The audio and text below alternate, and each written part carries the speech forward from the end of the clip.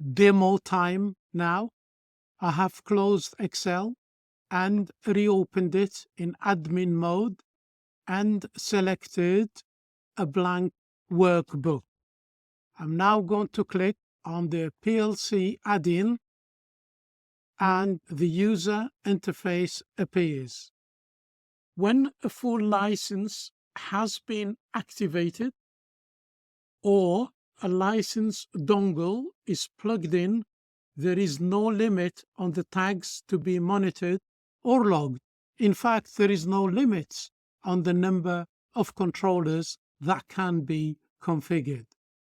As you can see on the right hand side, we've got a professional license because I have a dongle plugged in. What we're going to demo is we're going to go to monitor tags checkbox and check it so we can show how PLC Excel goes to the PLCs, gets the tags, and how we can write to these tags. So I press the start button.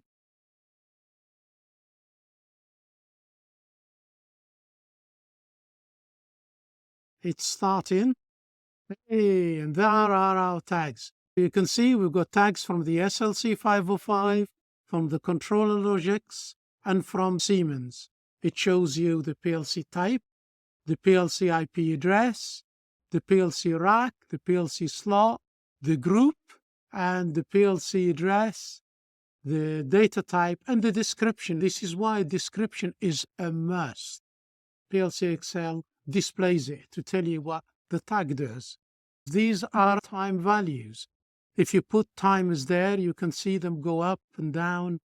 The last column, the J column, is used for writing data to the PLCs. Let's write to the Siemens discharge time. Discharge time is 8 at the moment.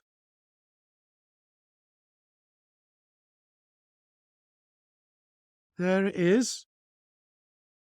And we're going to put 16 on it. And wait 2 seconds. And you can see you now have 16 in there.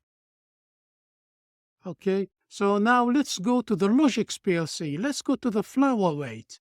The flour weight at the moment is 234. Let's put 156 in there. So let me just show you what it is now.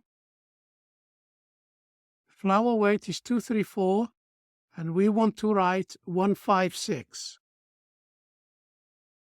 So I go to the 156 and I press enter and I wait a second or two and you've got 156 in the PLC. So we wrote to the Siemens, we wrote to Logix. Let's now write to the SLC. The SLC again, let's pick the flour weight, is 187 at the moment. So let's just show you it's 187 and let's write in there 567. So again, let's show you. I'm now going to write 567 and to the left of it, the actual value is 187. So I go to 567 and I press enter and I wait a second or two and you can see I now have 567 in the actual value and 567, that's the value that I chose to write to the flour weight in the SLC.